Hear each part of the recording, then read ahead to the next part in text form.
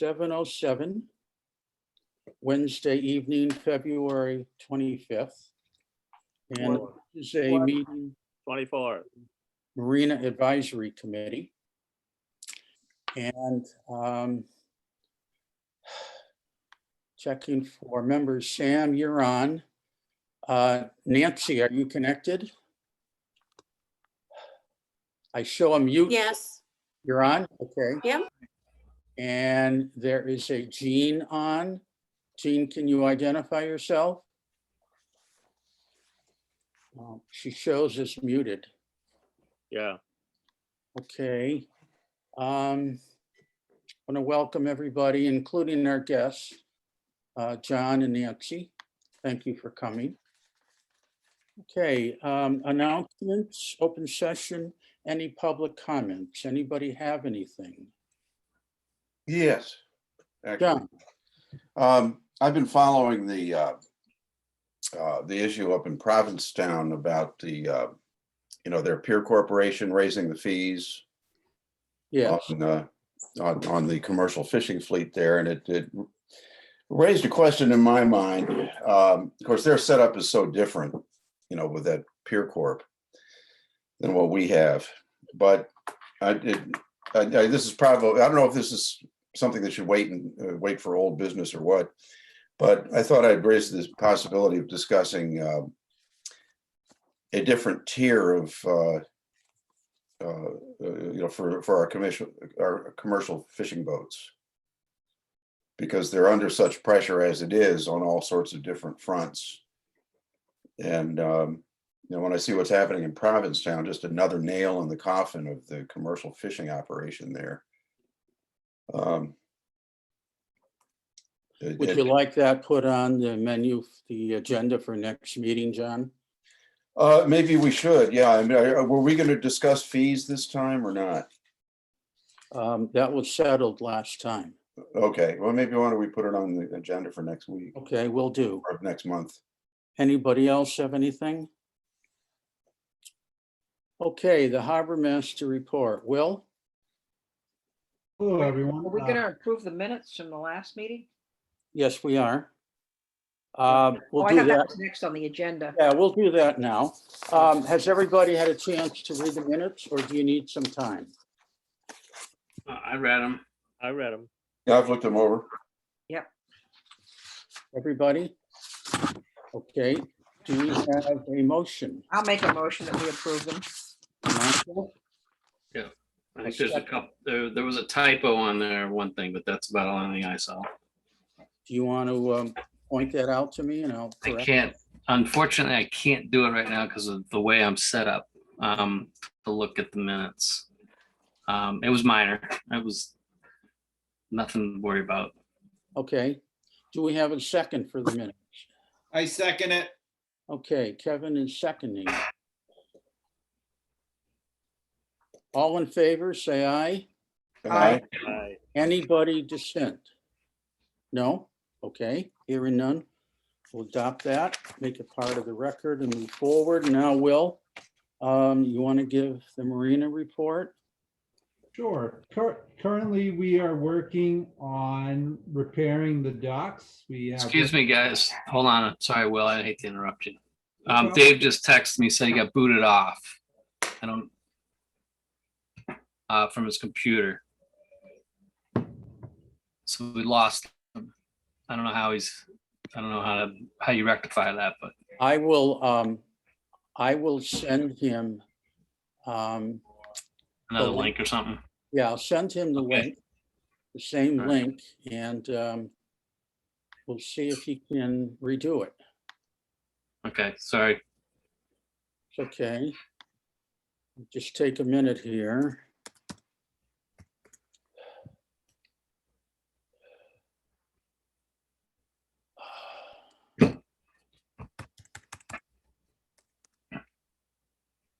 Zoom, zoom, zoom. Yeah. Yeah. Okay, I just sent it to him. Okay, that's what he's, Hopefully we'll see what happens. we'll get back on. Okay, go ahead, Will. Currently, we are working on with the DPW, getting the docks in order. We've started to repair them. If any of you have been by, you could see them in front of our building, the ones we're starting to fix. And we're gonna start fixing them and getting things in the water, getting things going for everyone. That's the main thing we've been working on lately. We're also working on the audit that was brought up last night by the IRS on our fuel tanks. So we've had to provide some paperwork for that. That's taken a little bit of effort and time as well. And everything is moving forward, looking towards spring here. Mhm.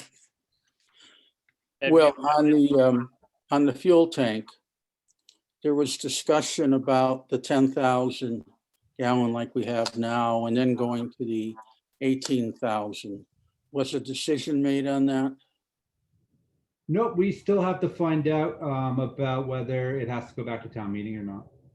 Okay, Hey, and also, have you and Sam had a chance to work on the figures for the enterprise fund? No, I got all the figures. I emailed Sam that I finally got them all. I was on vacation last week. My COVID test had just come back yesterday. So now I am free to accept visitors and other people working with me in town. So that was one of my emails that was supposed to go out today, was that Sam is more than welcome to come now and look over the paperwork with me, because we are COVID free at the marina here. Well, they said that they're putting it underground. They're gonna replace the old tank. Correct, correct. That was the vote taken, was to go back to my original thought and put them back below ground where they currently are. Now, will they have a, for the sake of, lack of a better word, will they have a pump set up for the town to use there or not? Yeah, somewhere around that area, wherever the fire codes will dictate, we will have, or we are gonna try our best to put in a fueling station for town vehicles only. And that'll also go along with new hose reels, and computer system, everything else involved, which should still stay reasonably within budget on what was originally voted for. well, the police chief stated that he's using 9,000 gallons a year. The town using 15,000 overall. How can the same size 10,000 gallon tank meet the needs of the marina and the town vehicles both? By the current tanks? By the what? By the current tanks or the new tanks? The current tank is 10,000. Correct. The new tank, you just said, would be 10,000 as well. No, I did not say that. Actually, we have that undeclared right now until we go back to, if we find out from our law firm, the KP Law, if we have to go back to town meeting or not to propose this issue of that it's going to be below ground. We have to find out from the law firm first if it needs to be reproposed at town meeting. Okay, So so again, then, before, the size of the tank is undetermined at this point. right, Currently, with a 10,000 gallon tank, we do not have a fueling station in place for the town. But with any size tank, all we would simply have to do is refill the tank to provide more fuel. so in your opinion, the same size tank with the addition of fueling the town vehicles would meet the need? No, that's not my opinion. I'd like to see as large a tank as possible in that area. Could you speak a little louder, closer to your microphone, please? Yeah, it's hard to hear you, Will. I said that is not my opinion, nor has that been stated as my opinion. My opinion is that the largest size tank possible would be best in that position.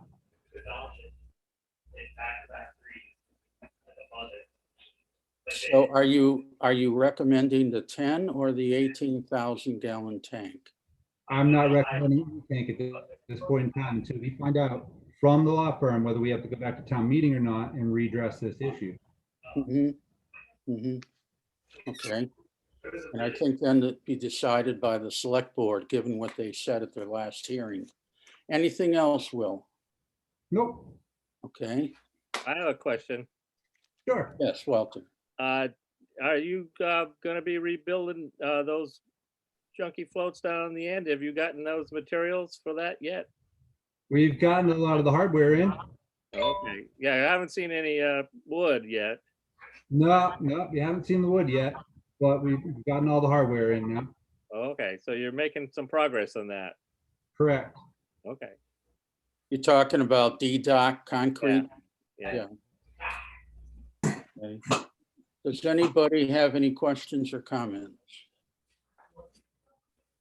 Okay, on the Marina concerns, any issues anybody wants to bring up?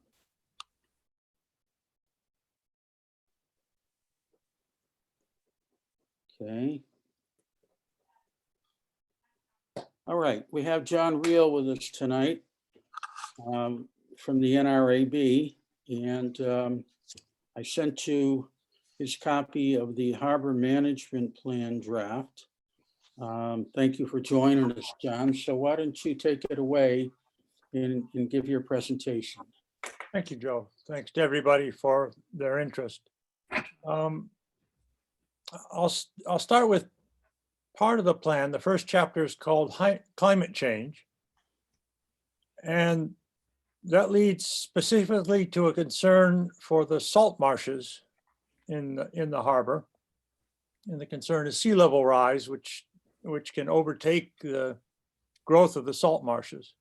And there's some excellent work reported in our harbor management plan by Dr. Steve Smith at Cape Cod National Seashore, who shows several examples of how this happened. So we spent some time thinking about alternatives. What could we do to lessen the risk? And for most of the harbor, the answer is not much. But in the inner harbor, inside the breakwater, there is, because we have trapped in there the substance which is normally called black mayonnaise, black mayo. The Center for Coastal Studies did an analysis of this and finds out it's quite harmless material, even though it looks black and ugly. And they asked us to rename it black custard because there is some material elsewhere in the world called black mayonnaise, which is harmful. So we're trying to make a distinction. And where this material, which is trapped in the dredged areas, for example, in the North Marina Channel, should go is Duck Creek and Chipman's Cove, the marshes along there. So we have a chapter in our report called Dredging. Well, it isn't really about dredging. It's how to get at this black custard material and use it. And you have to start out by dredging. You have to get it off the bottom somehow. We don't say how because we're not dredging experts. We're just interested in making use of it. What we would like to do is get it off the bottom, get it dispersed in seawater, and then let the natural flow of the tides carry this material either onto Chipman's Cove or up Duck Creek. Our view is this is something that can only happen when we get in the phase of maintenance dredging after the main dredging process, which is currently underway, is finished. Last evening, I went before the Board of Selectmen and asked them to approve a draft ATM article for $25,000, which, if approved, would let us spend money on this particular project. That is how to restore the inner marshes, Duck Creek and Chipman's Cove, using dredged material. How the dredged material comes about is a question for the dredging board and for this committee. But we would like to call attention to the fact that it's useful material. It's not throwaway material. I think it would be a shame if we ended up just taking it out to the center of coastal of Cape Cod Bay and getting rid of it. It has value. It has environmental value. And that's the sum and substance of what we looked at. There are a couple other chapters, one on shellfishing, and the other is on a wildlife survey to find out what exactly is living in Wellfleet Harbor now, to compare with some work that the Division of Marine Fisheries did 50 years ago, something called the Curley Report. So I'd be glad to hear any discussion or try to answer any questions. I got a question, if I could. What about on the other side of by the Pearl, where the clapper valve is going to be open? Is that another area that would be considered a marsh that would need to take some of the sediment? Or Well, the you're custard? talking, I think, about Mayo Creek. Yeah, And if Mayo Creek is restored, there are two benefits. One is that on the flood tide, there will be tidal water go right up onto the marsh, and some of the black custard material, which is carried up onto the marsh, would be deposited. The other benefit is that on the ebb tide, the flow out from Mayo Creek would tend to move the black custard out of the way. All that being said, well, I'm always at sixes and sevens. Half the time I say it's going to be useful and helpful, and half the time I say it's going to be too small, and we can't tell until we do some modeling work. Part of what we may be able to spend, and if it's useful to this committee, it could be spent jointly, is on modeling to try to predict what the benefits would be.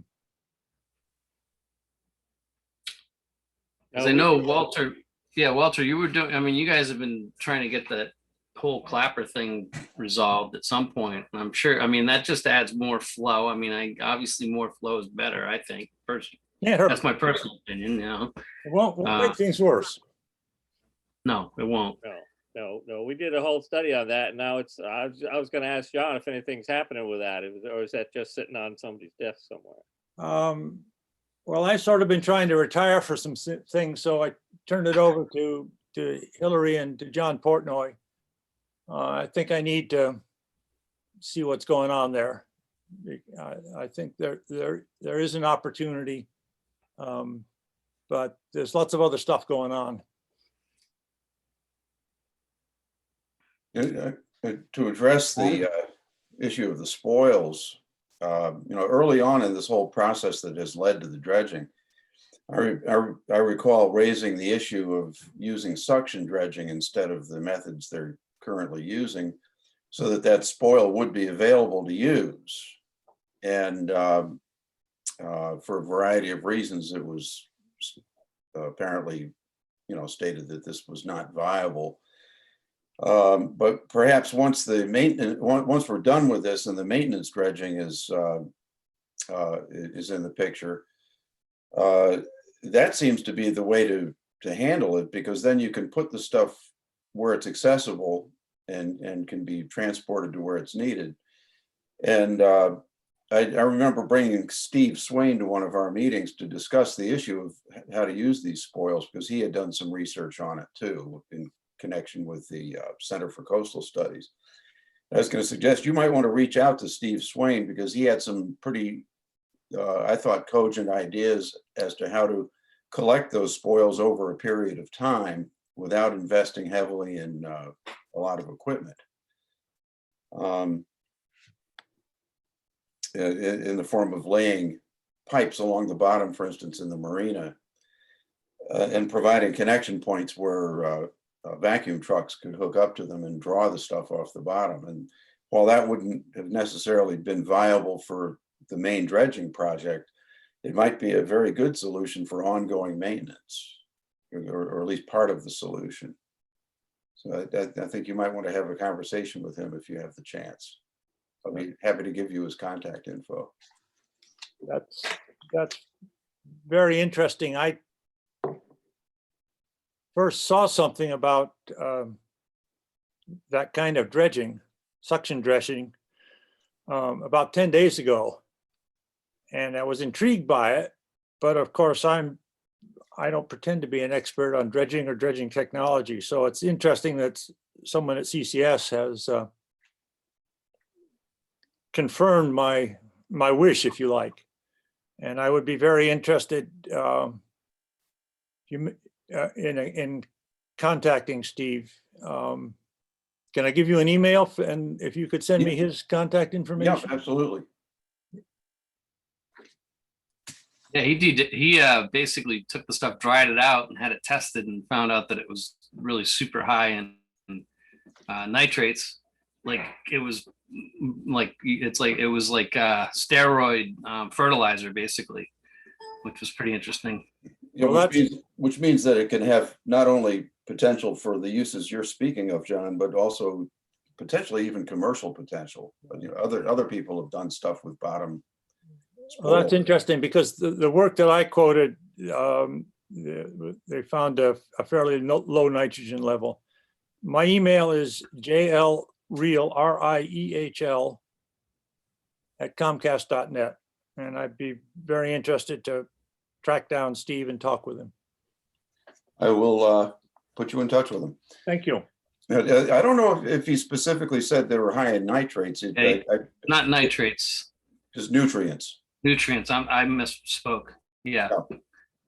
It was very high in nutrients and had no harmful components like heavy metals or anything like that. Right. The work I referred to was done by a scientist at Center for Coastal Studies called Agnes Mittermeier. So Yeah, I know her. yeah, and she did what looked like a very good job. She's great. John, when we talk about possible disposing of the custard on Duck Creek and Mayo Creek, wouldn't there be a concern about the odor? No, No? no, that was also considered, and I've discussed it also with John Portnoy. The odor, which is clearly unpleasant in the summer, is just normal marsh hydrogen sulfide, which comes out of any salt water, marsh or vegetation. One thing I have therefore said to myself is that if we're ever to do a project like this, that is to move these dredge spoils upriver, we should do it in the winter, because in the winter the smell goes away. Mhm. It's unpleasant, but it's totally natural. On page 23 on your draft, you also refer to the possible removal of the railroad bridge. That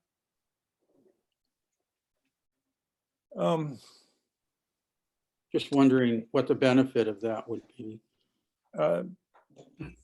More flow. there are two parts. That's Well, a there's three-part nothing- answer. not First much of all, there now at all.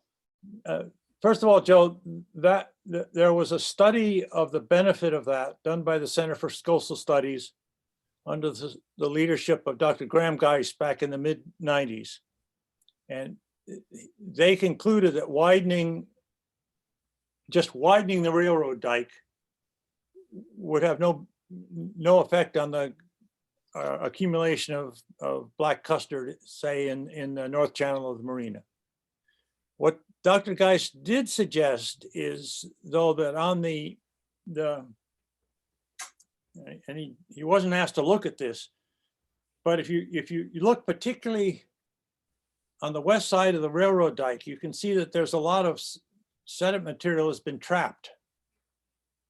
Yes. The railroad dike doesn't go straight across. It bends out with this sedimented material.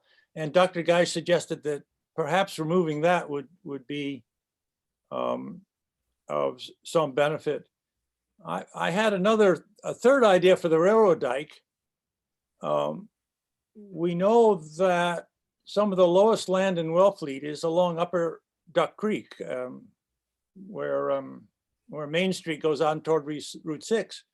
And so maybe we want to save the railroad dike with a tidal gate to protect that, rather than try to raise the whole road. You could use it. You could use a tidal gate to protect that. There's a lot of stuff going on.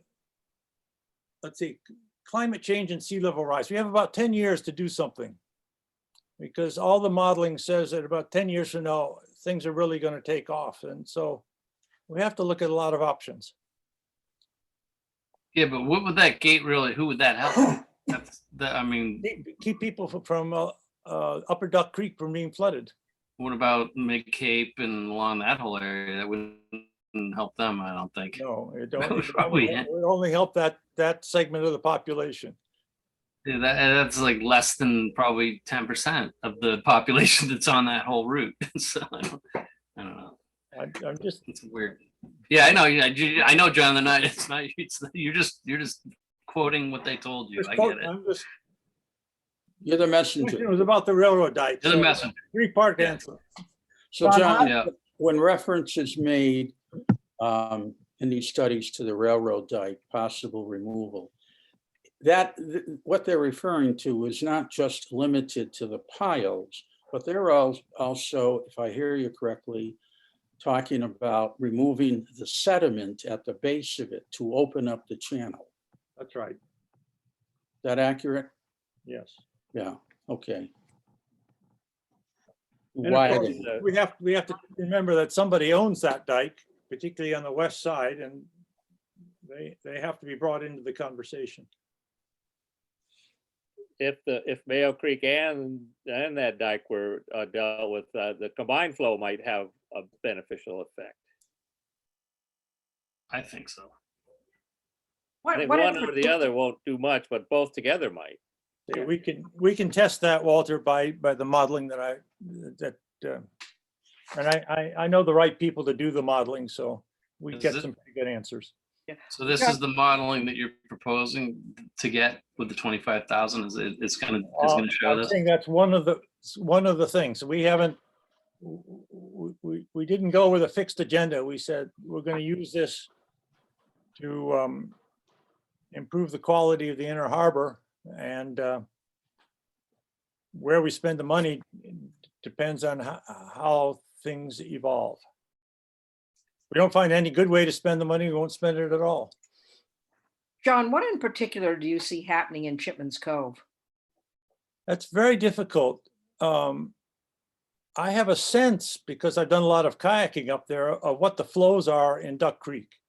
And I'm pretty confident about what will happen there if we start trying to put some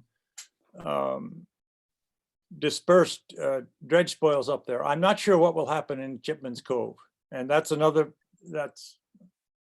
want to keep saying modeling, but that's obviously a place where modeling could help us. I'm just not sure that the tidal flow rates are fast enough to maintain the proper flow of any black custard that might be mixed in with the tide. Easy enough to find the answer. John, the black custard, is this beneficial to the shellfishing industry? As far as, I read that study and they had mentioned how there's certain concerns about the thickness of the shells, and that over time that there's going to be a problem. I don't know if the black custard assists in slowing that process down. I think I'm it not said- aware of that. I don't know if Nancy can give a better answer than I. I'm not following what you're saying though, Dave. So I read that Joe had attached a long study that talked about the harbor.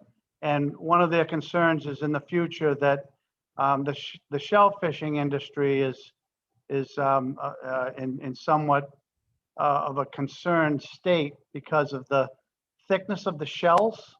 I'm not sure I was really understanding it myself, but I didn't know if the custard would assist in that, in helping the shell fishing. I don't know. I'm not familiar with the thing about the thickness of the shells. What I do know is that a lot of the grants on the Chipman's Cove side, the ones that are inside the breakwater, kind of straight across from the L Pier, those are suffering because of the accumulation of this black custard. Okay. You know, you try walking around Chopper's Grant and you're Mhm. basically up to your knees. It's a tough thing. Right. He has a real tough situation over there. So I think any sort of dredging that can happen to kind of reset out there will be helpful. And you know, I'm always interested to have science and modeling be our guide, like John's saying.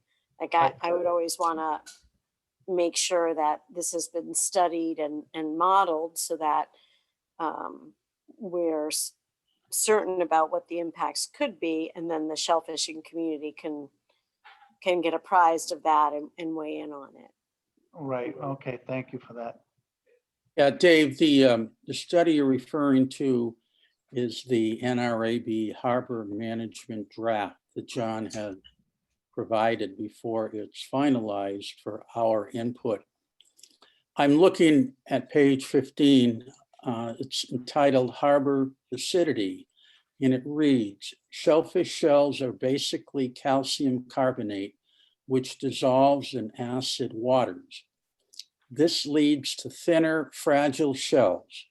Increasing atmospheric carbon dioxide dissolved in harbor water will lead to increasing acidity due to the formation of carbonic acid.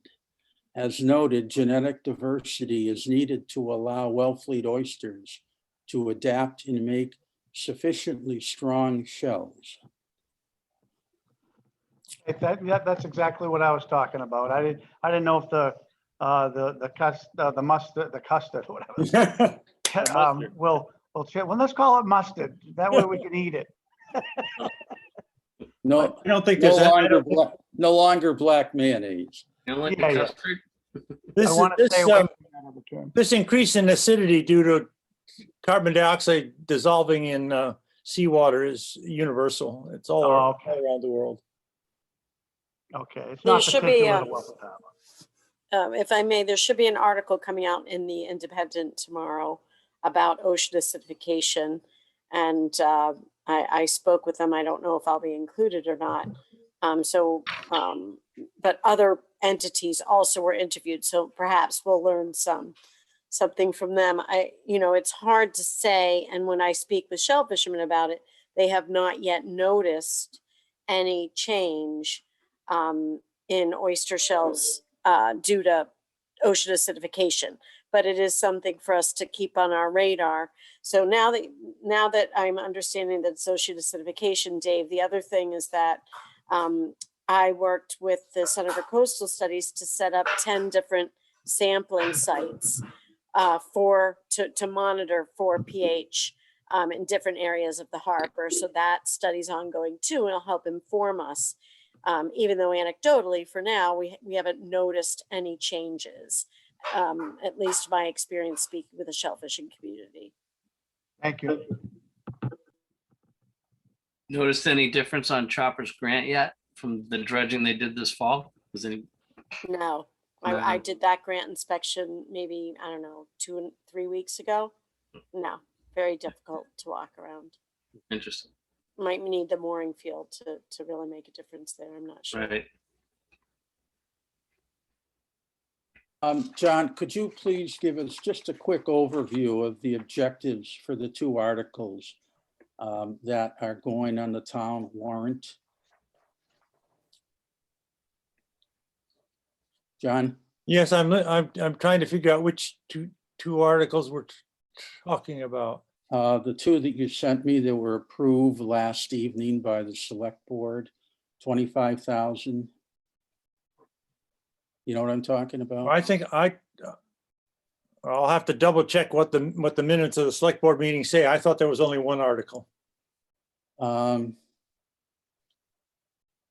Yeah, I'm referring to the email that you sent to me. It is actually one article. It has a summary, I thought it was too. Says for the purpose of investigating and recommending practical engineering methods to reduce the scope and expense of future North Channel dredging. So that would be done by an engineering firm to Well, Joe, I think what I'd like to come away with this is, and the reason to do that is to get the dredging spoils to be useful. Mhm. And I think there ought to be a way where this committee, where the dredging committee and where NRAB could work together on a common agreed use for the money, assuming it gets approved. Mhm. I think That certainly sounds like it's a good clear plan. already to both of us that if we go independently, our wheels are spinning a bit. Yeah, it sounds like a good plan. Any questions or comments on that? Well, that would fit in with the requirement. Isn't there a requirement about maintenance dredging plan at some point by the state or somebody? There certainly is. So that would fit in with that part of that deal. I mean, it would be engineering and research to, help with that maintenance situation. Yep. Yep, the timing is right. Is that Because, what they mean by future North Channel harbor dredging after the main dredging is done? Yes, that means maintenance dredging after the main dredging is.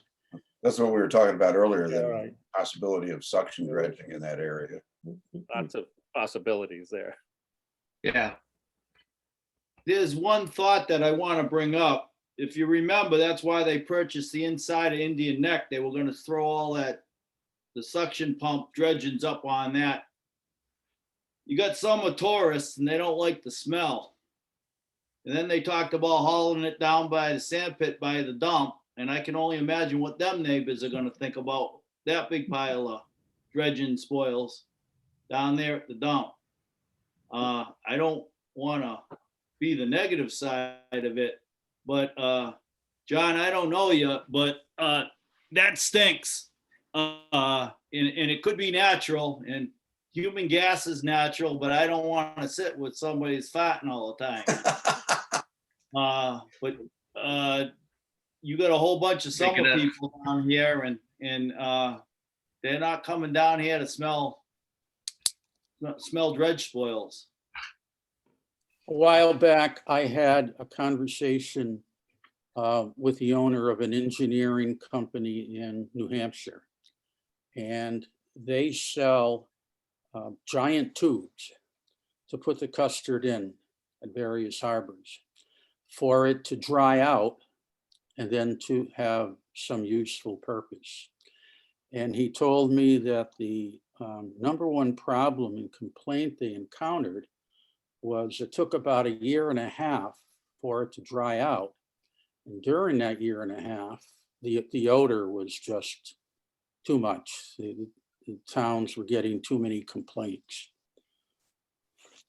So, Well, I think that what John's trying to figure out is a natural way to just move that they think they're, well, he's not talking about, they want to do some research and try to figure out a way to get the custard to go where it should go so that it naturally does what it's supposed to do. I think that's what I'm hearing. Is that correct, John? Okay. So, I mean, I don't think anybody's going to like start spitting it up into areas, and we know that can't happen anyway because it's the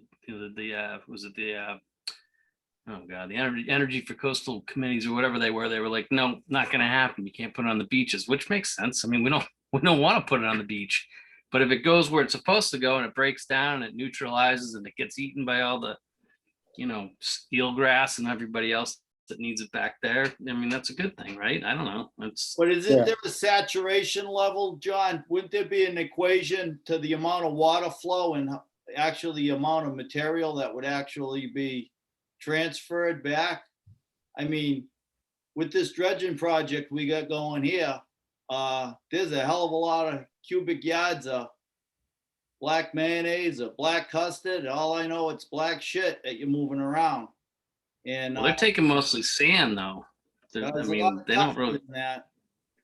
They went down Yeah. actually below into the sand, in this sand below that, yeah. And then hopefully at some point in time, you could use a pump dredge to blow it back on the beach like they do down Cape, up Cape, wherever the hell it Yeah, is. they do it in Pamet Harbor, but it's all sand. It's all It's all sand. sand. There's one other issue that we'd have to consider. If we're taking dredge spoils, whatever we call them, black custard, and allowing them to flow up onto salt marshes, that's going to raise some permitting questions, which you wouldn't normally have to address in conventional dredging projects. So one of the things that we would need to do is to get some people who've got some experience in permitting to at least list for us what we would have to do in order to get the various permits, because going onto a salt marsh is different than just dredging the material up and taking it out to the middle of Cape Cod Bay. Much more difficult. Any more questions or any comments on that? John, I want to thank you. This has been very helpful. Thank you for the opportunity to review this Well, I've enjoyed the discussion. Good questions. and have input. And please let me know when you want to come back again, Will do. and we'd like to hear an update. If the warrant is approved and the money allocated, we certainly would be interested in hearing how that is going.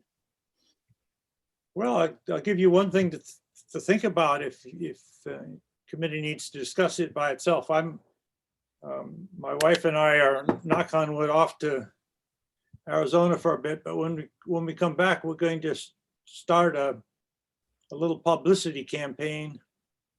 Some newspaper interviews, maybe write a letter to some people who live along Duck Creek to explain what this article is really about and why we think it's a good thing. So try to build a little support for the town meeting vote.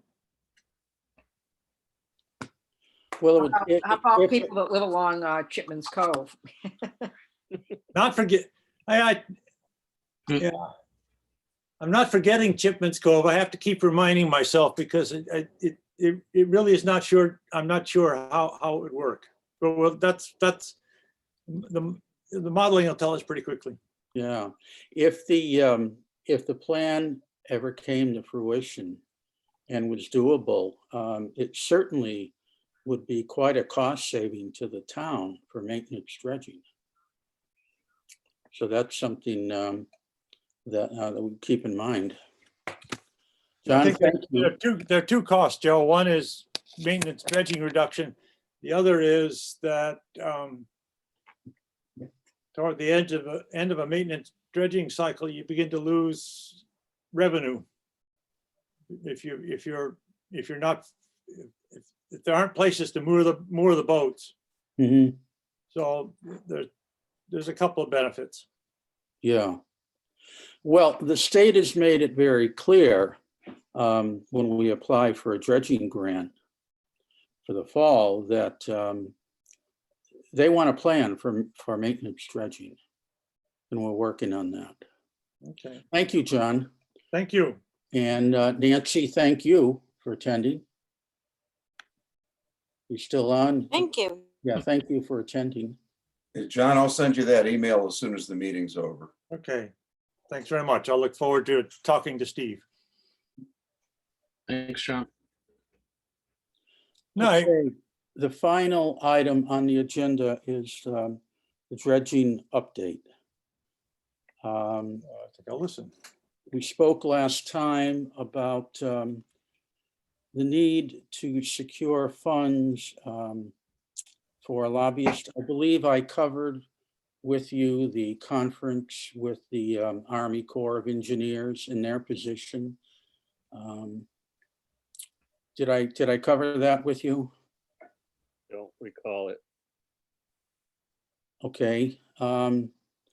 We had a lengthy conference with the Army Corps of Engineer people. And we've secured all the permits for Area 1, which is going to start on October 1st. The challenge now is on Area 2. And they've had some recent revision in their guidelines from the Army Corps. What they're telling us is that because Area 2 has not been dredged in over 50 years, they have a 50-year rule, that it is no longer considered a viable working mooring field, even though we have provided documentation that it is in fact a working mooring field. They are referring to it as a beneficial mudflat with living organisms. Now, the town's engineering firm provided testimony to them that they disagree with that they've done studies and that no harm would come to the mooring area as we now know it. If it was dredged and continued to be utilized as an active mooring field. The Army Corps' response was that their standards are higher than the state's. Therefore, they do not recognize the engineered studies and conclusions. Because it hasn't been done in over 50 years, they have labeled it, as I said, a beneficial mudflat, not a working mooring field. So what they're talking about is entering into mitigation. Prior to last year, mitigation could take one of two forms. It could be a cash payment or a working project. Their recent guidelines have eliminated a working project. So when they apply their formula to the measurements of our mooring field, they take the square footage and they want to get $14.26 a square foot for mitigation. That comes out to $13.5 million. I gave them a presentation about Wellfleet, that we are a small town, 3,100 residents with an annual operating budget of $21 million. That would bankrupt the town. That we don't have much of a taxable income because 70% of the land is federal property for the seashore. I went on and on for 15 minutes at least about that, and they are unbending. And their final comment was, well, maybe we could look at the possibility of two things: giving you a 25% reduction on the 13.5 million, or that you would consider eliminating part of the mooring field and pay them a reduced mitigation amount. I then spoke about the mooring field, when it is dredged, holding 350 boats, how important that was economically, how it supports the enterprise fund, and on and on. And they were unbending. Now, they have the footprint and they have to issue the permits for areas 1 and 2. And before considering issuing a permit, they consult with various federal agencies, water quality, EPA, National Marine Fisheries. 2 of those agencies, National Marine Fisheries and EPA, are the ones that are objecting. When we pressed them, the chief person at the Army Corps told us that the Army Corps is not obligated to accept and follow the recommendations of those agencies, but they rarely disagree with them. And in Wellfleet's case, they are not going to disagree with them. It's a pretty open and shut case, is what they were presenting. So as I've shared with you in the past, I consulted with our lobbyist in Washington, D.C., without whose help we would have not secured the dredging for the channel. He thought the whole thing was, a lot of baloney is the way he put it, that there are various regions of the Army Corps of Engineers on the East and West Coast. Some are more difficult to deal with than others. And that the Army Corps, which we learned last time, is overseen by the Assistant Secretary of the Army. And that person is a presidential appointment. That appointment, they expect President Biden to make in about a month. And also the head, and by the way, that appointment for the Assistant Secretary of the Army has to be confirmed by a Senate committee that is chaired by our Senator Markey, who was very helpful to us in securing the funds last time. So that's one avenue that's going to be worked. The other avenue we talked about is one of the chief people in the command structure at the Army Corps is also a presidential appointment. And the lobbyist related that those appointments overseeing those agencies don't work in the black and white world that the people down the ladder in the agencies work in. They're political appointments, and they know they have to work with the Congress. So the lobbyist thought it was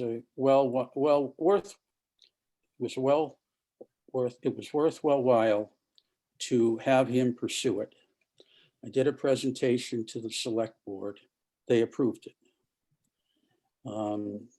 The funding has been approved. I did a presentation to the finance committee.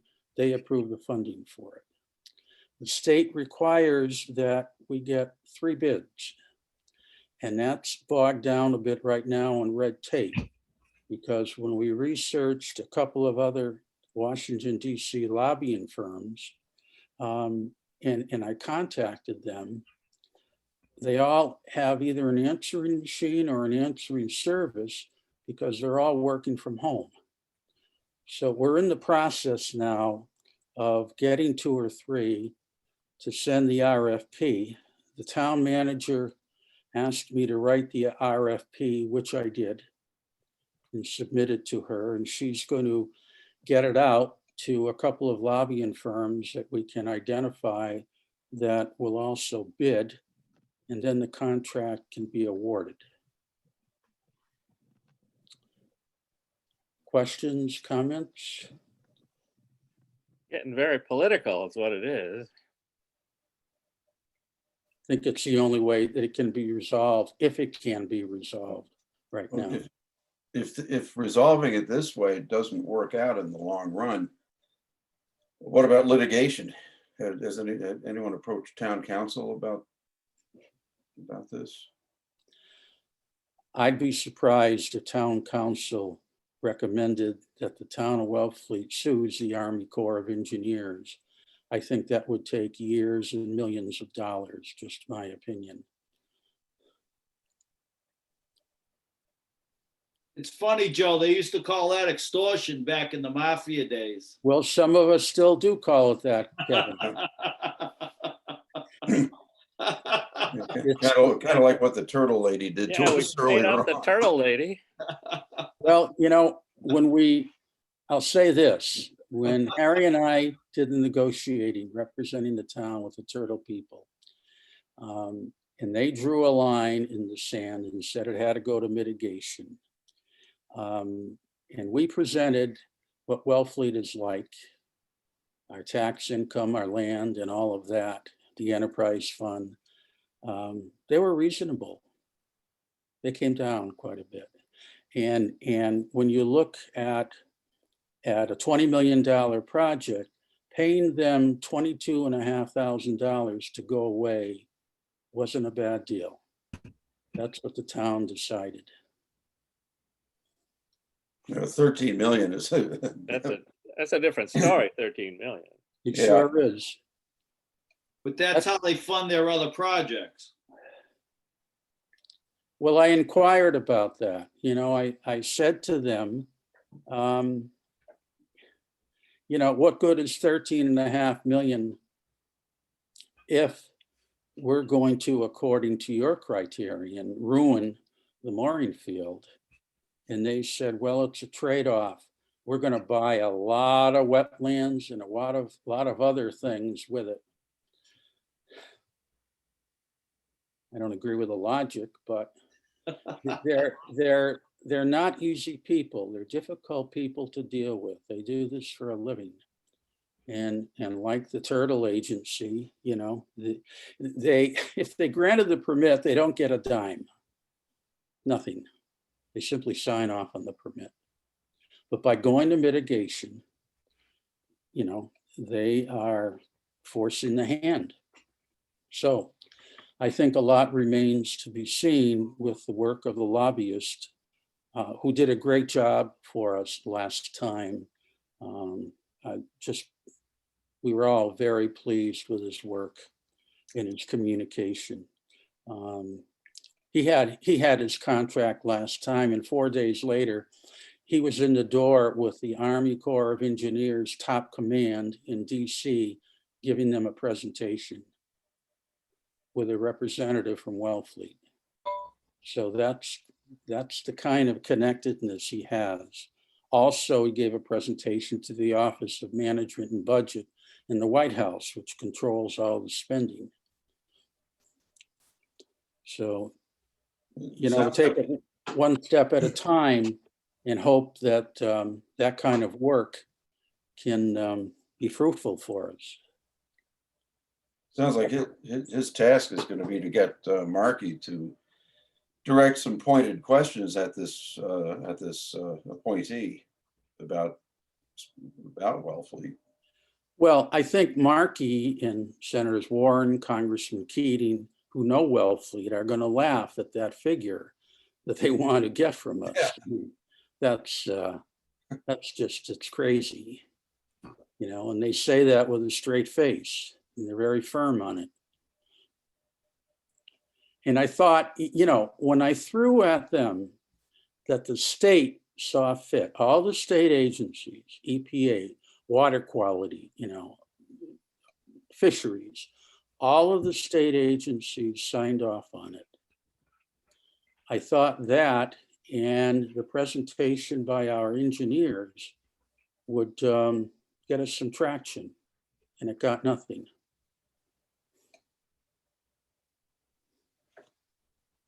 I guess So just that's what I patience for know. now.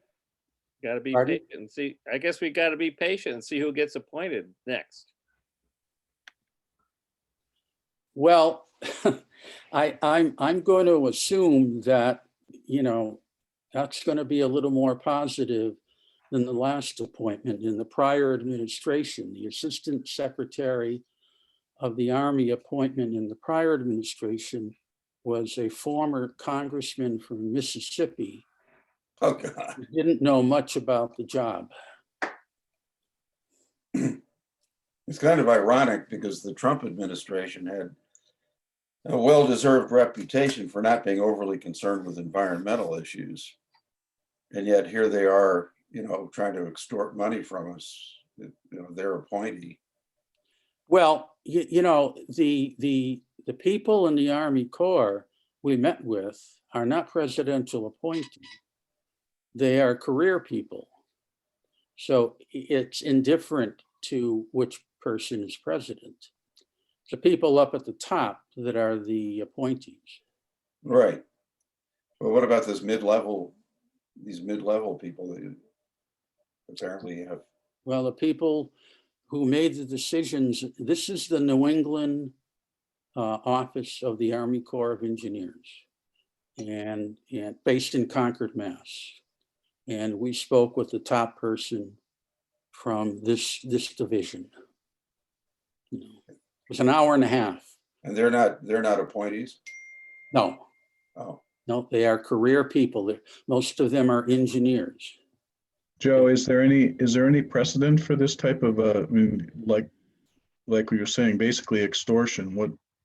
What's the history? Why Wellfleet getting picked on, I guess? Well, we have the history of the Endangered Species State Agency, the turtle people, and we were able to resolve that. But when I questioned our lobbyist about that, he represents cities and towns up and down the east and west coast of the country. He told me that agencies like the National Marine Fisheries Service were the #1 opponent to granting permits. And therein lies the work, the advocacy, the lobbying. So they gave us an hour and a half. We planned for it. We threw everything we had at them, and they weren't fazed. They come back to the 50-year rule. They, say things like, you could have dredged in 2001 when you did your other dredging project. You could have done area 2, but you didn't. So we're working, moving ahead for area 1. Finishing up in the launching ramp area, fuel dock, going all the way around the slips. Hopefully that will commence on October 1st. And we got a bite of it done, 36,000 cubic yards in that piggyback area in December. So that leaves 128,000 cubic yards to complete it all the way around the north side, all the slips. That's certainly doable in October, November, and December. And that's the positive. I wish I had better news about the mooring field. And who specifically is the, or I mean, what office specifically is the one that Senator Markey will be in effect voting on? He sits on the committee which has to approve the appointment to the Assistant Secretary of the Army position.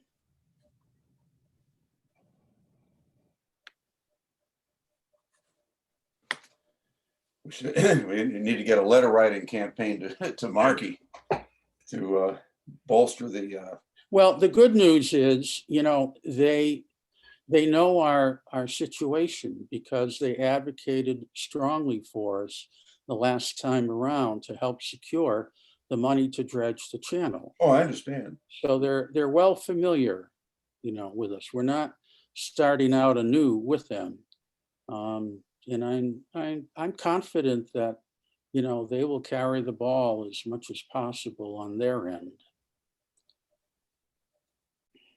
But I'm very interested in the results of the lobbying work with the Army Corps top command in Washington, D.C., and see what their reaction is to it, whether they're going to back them up or talk to them about the fact that we don't live in a black and white world and a lot of it is gray. And hopefully they come around to see this as a gray area and be reasonable. Except for the custard. Custard or a lifetime supply of Wellfleet oysters. Okay, does anybody else have any questions or comments on anything? For new business and future concerns, we have John's request. Are there any others? Yes, I have an update. I've been emailing while we were on the meeting. And we have confirmed that KP Law has said that the town has to go back to town meeting to get the language changed for the fuel tanks to Mhm. be back to below ground So that won't happen this year. at this town meeting. In April. Yeah, whatever the date that they set Yeah. for. June, I thought they said. I Yeah. thought it was in June. Yeah, it's June June, 5th. yeah. Yeah. So that would lead or could lead to a start in the fall instead of the spring, Yeah, which would coincide well with having the winter and everything ready to go because the dredging will be happening in October. well, Yeah. maybe in mid-September when everything comes out, project could start then. That'll be a big hole that has to be dug right there. Yeah, that'll be a very large hole. I'm looking at the calendar. Do you want to Yeah, grade Mar- some parm? Or do you want to keep talking to yourself in the back? Stop, that's not going on. You are making that up. I hear. As usual. There's like a lot going on when I was on the couch. Nancy, you're not muted. Nancy, you're not on mute. Oh, shit, sorry. Yeah. Hi, Nick. Pure honesty. You're doing on that couch. Big brother is watching you, Nancy. So I apologize. All right. Hey, this is Wellfleet. Don't worry about it. Your comments have been duly noted in the record. What's the, does anybody know what the cutoff is to get an article in the warrant for the town meeting? What's the date? How far out? If we need to go back to town meeting for this tank issue. Yeah, they'll be placing it on there. The town administrator's handling that. I'm not sure of the exact cutoff date where the meeting was just. Okay. But Well, we're- if it's in June, Sam, I'm sure there's time. yeah, no, I agree. Exactly. That's what I'm saying. So we should be able to get on this year's town meeting. Correct. And Right. the majority of what needs to be changed is the wording, where it is the location to be below ground, not above ground. Yep. So Last year, yeah, Sam, last year's warrant, it approved only for above ground, so it has to be changed. right, sure. But that would track to Will's schedule of doing it in the fall then, if it was Correct. approved in the, because it'd be the next fiscal year, we'd kick into the, fiscal 22 essentially. Exactly. Yeah, so, okay. I'm looking at the calendar and March 24th appears to be a month from now. Is that doable for everybody? I can't do the 24th. Mhm. I'm the How only one. about the last Wednesday in the month is the 31st? Do you want to go to that? That's all right with me. How about everybody else? Okay with I me. should, No problem. I should be good with that. Yeah, Yeah, I guess. okay. No Why crazy don't- plans. No We'll fun. put Don't it sound down. excited. So exciting, isn't it? COVID. We'll put it down for March 31st. Chance I may be out of town, but since we're doing it on Zoom, I can do it from anywhere. So Okay.